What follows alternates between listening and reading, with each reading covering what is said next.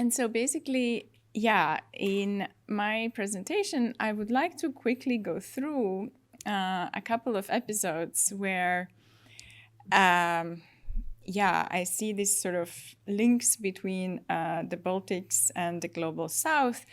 In my case, actually, precisely like Latvia and the global South, because I know that, there are many researchers that have been doing that also, like or maybe not many, but several researchers that have been doing that research in Lithuania and Estonia. And even more so, actually, I feel like work has been done in other Eastern European countries, like, for instance, Poland or Hungary. A lot of work has been done in Yugoslavia because they share these non-aligned histories, which we sort of don't have in the Baltics, because we were if we look at the Cold War period, we were, engaging with the global South. And also I'm using it for the lack of better term.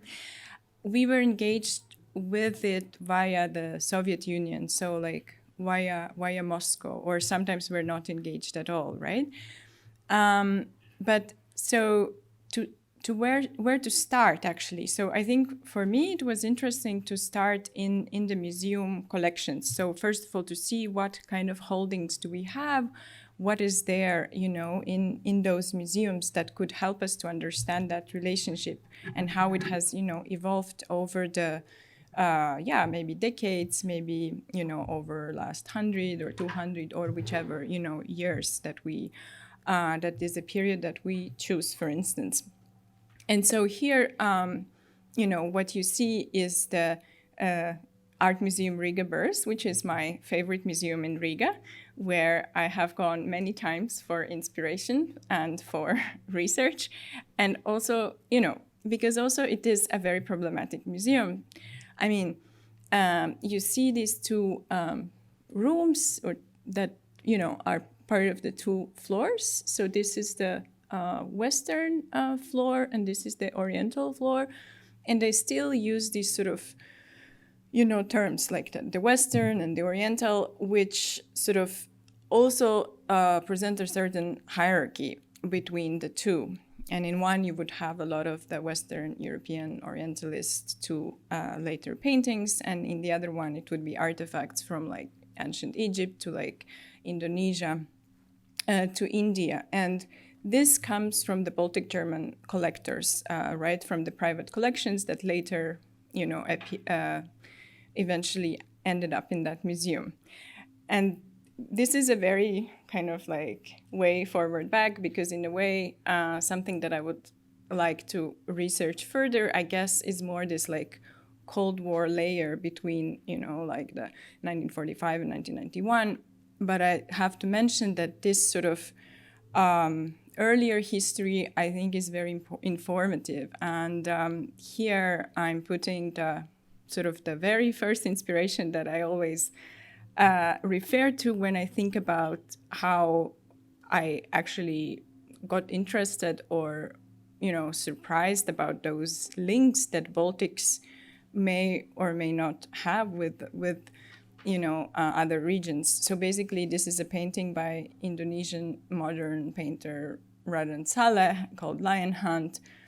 And next to it is his portrait by Johann Karl Bahr, who is a Baltic German artist. And like both of them currently in Latvia, in Riga, in the Art Museum Riga Börs. And so if we think about, like in the one hand side, this painting of Raden Saleh, to me, is a beautiful window that art collections could sort of provide in looking at, we can see Indonesia there because he comes from Indonesia, and we could also see the Netherlands because he was, like a colonial subject to the Netherlands, right? Like the colonial administrators saw that this teenager or a child, that he's very good at painting, and then they invited him to the Netherlands to study painting. That's where he learned this Western European painting, but he would still be treated as a colonial subject, so he went to Germany, where he was treated, because Germany didn't have colonies at the time, as this Oriental prince, and even like called the Black Prince. So he felt better there for one, for obvious reasons. But so I think that painting kind of is a beautiful educational tool that we wouldn't maybe necessarily use enough, I feel, in the museum. And also my question would be then, if we were to use it, then how do we do it? Because in a way now it's a painter from Indonesia that went to the West and is now located in the Western Gallery, whereas Shadow Theater from Indonesia, which is sort of represents some traditional culture of Indonesia, exists in the Oriental Gallery. And of course, I understand why it is like that, but also to me it seems interesting to shake or destabilize those, divisions, which clearly show certain power divisions there. And basically why the painting ended up in Latvia is also then connected to this Latvian history very much, because Germans and Baltic Germans who would travel from the Germany to Baltics, and Latvia was in Russian Empire at the time, but German aristocracy would still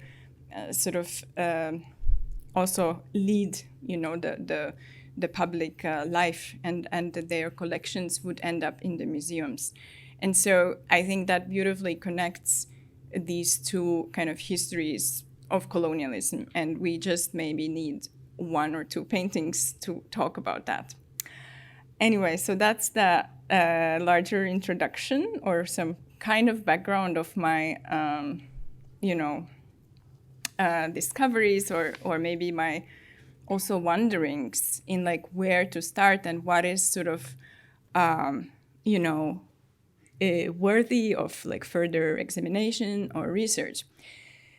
So another episode that is leading up to those kind of international exhibitions that I wanted to mention is Vladimir Markov, or Valdemars Matvejs, who is a Latvian artist and theorist, and who grew up in Latvia, which was in the Russian Empire at the time, and he was active in Russian Empire and in St. Petersburg art circles.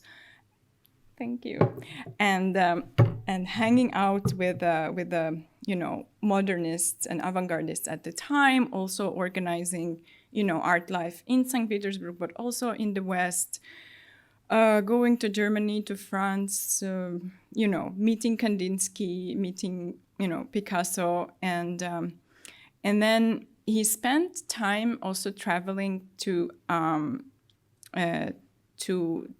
Europe, really to study like medieval art, to study African art and the French modernism. And so this is the essay that he wrote, and that he was published after his death. So like in 1919, but he had already passed away in 1914. And so as it is described, it's described really as a pioneering investigation into the aesthetics of African works of art that he had seen in European collections, because he hadn't been to Africa, right?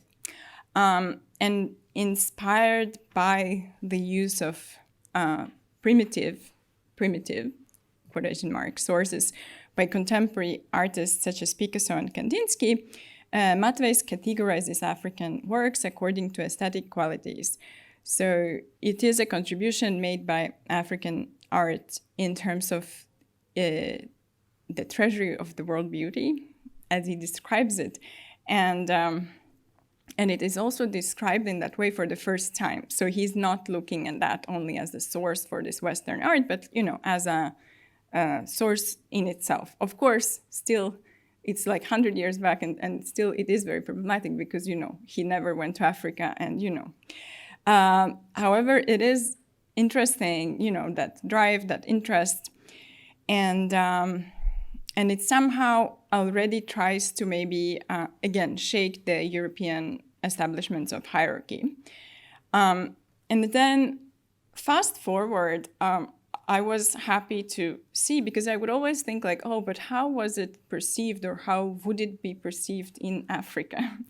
And then there is this slightly propaganda material that is a short video. I will try to put it in the right moment, where in Senegal, when Senegal got independent in 1960, and the World Festival of Black Arts is organized there, also known as FESMAN, which is a months-long culture and arts festival taking place in Dakar. And it features poetry, sculpture, painting, music, cinema, and kind of like unites arts from both like Africa and African diaspora. And of course, Soviet Union would be present as the friends, of Africa, and then produce this sort of material.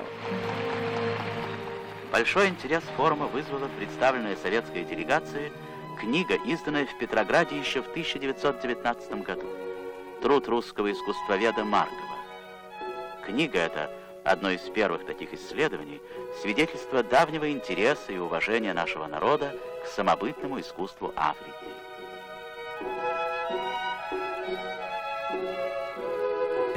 They basically show how in that festival, sorry, it just can go in the background maybe, how in that festival this book that is called Negro Arts is looked at again, and they are saying like, oh, and a special attention was paid to this book by, and they called him Russian, by Russian, art historian Vladimir Markov, that is looking at the, genealogy of African arts. So basically, it is interesting that from 1990, it has this leap where it's actually somehow, somewhat in this very post-colonial moment is relevant to, or it appears as being relevant to this Pan-African festivals that they do, which of course is a very political thing because African countries at the time are trying, to have their own independence and their own, culture. And this is kind of the Latvian episode. We go back and basically what interested me in the archive of that same museum, Riga Börs, is the exhibitions that were part of, political, economic, cultural diplomacy program of the Soviet Union. And that took place mostly in the 60s and 70s. So this is images and report from India exhibition in Latvia. And this is the booklets, the catalogs that they proposed. And one of the things which I noticed is that, as I said many times, it says Festival of India in the Soviet Union because it came via Moscow. So Moscow would have that festival and India would have a response festival. And what happens is that also Riga gets a certain kind of exhibition. And of course, looking at those exhibitions, we can look at them really as cultural diplomacy projects. And when I talk to people at the Riga Börs and the museum archives, an art historian that works there, she mentioned that they were not happy at all to receive these exhibitions. They really were looking forward to the exhibitions of Western modern art, whatever exhibitions of art from Belgium. They didn't particularly like the Indian art exhibitions. And so she was very, not hurt, but not so happy that I was even looking at that or looking in the archives. So, there are many materials. So this is from the Congo exhibition. So, and Congo exhibition is also interesting in the sense that it had both the traditional art and maybe here you can see some paintings also, and paintings from the Poto Poto school. And again, this Poto Poto school is a specific school in Congo that was established there by Pierre Laude, which is a French, artist. So again, it's like a Western, established school in Congo, showed together, an artist from there shown together with the traditional art. And that is this kind of mix of, different relationships that we get as presented as, art from Congo in Riga Burse. At the same time, also we had the graphic works from Angola, for instance. So basically those are like the materials. And I did show them in a project in the Riga Burse, which was called Shared History, and that was one part, like showing these historic materials to show a bit of this lesser known art history or exhibition history or history of cultural diplomacy, in whichever way we want to see it. But I think it's kind of important to see it and to note. And then, some like an intervention that I felt was important is how do we want to bring that somehow the agency to those artists that were taking part in the exhibitions? Because in a way, because they didn't come, it was more that the works that traveled. So there was no this direct transnational interaction, that artists would actually interact and meet. So for this India exhibition, we see that, officials have come, but not the artists.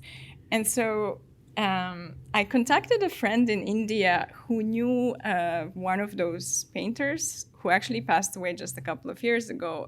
Not the painter, but graphic artist, so Krishna Reddy, whom we see here. And I brought this graphic work back to Riga Burse, really just a gesture to say that, but he was an amazing modernist artist. And actually, his legacy is so beautiful because he was, kind of grew up in India, but then lived in Paris, had his own workshop, then lived in New York, had his own workshop there. And he would very much work with non-Western artists in the workshop, supporting people that came from different African countries or Eastern Europe. And being, not only had he himself a wonderful technique and did beautiful work, but he also was enabling other people. So again, I think, since I'm interested in those micro histories that come, and I tend to see a lot of networks around maybe one work of art or one painting or one, episode. So I will just mention the last one, and I know that I'm going a bit over the time, which is something. So if we look on the one hand side, there are works that travel to Latvia and are exhibited there and then are sent back and never, shown again, unless we intentionally bring them. So, but then what happens in Latvia or in other Baltic countries or in other Eastern European countries is, of course, artists reacting also to those processes that happen either, in Africa or, in global South, in whole, in the colonized countries that are fighting for independence, for instance. And of course, we know that it's in the Soviet Union also ideologically an allowed topic to criticize Western colonialism. And the more you do it, it's the best. So, but still, I found I wanted to show one of these works, but of course there are more, and there are also, other artists that have showed their solidarity, which is kind of the allowed solidarity that you were able to show. And this work is called, Africa Rising Today, and it's by Albert Skoltyakovs, who is a painter artist that lived in Latvia. And of course, it raises a lot of questions, because in a way it's dealing with African independence, but then, at the same time, there are so many issues in Soviet Union also in relation to race, and in this sort of seemingly raceless society, there was also racism, So again, I think from this one piece, you could see a lot of questions that are important to discuss.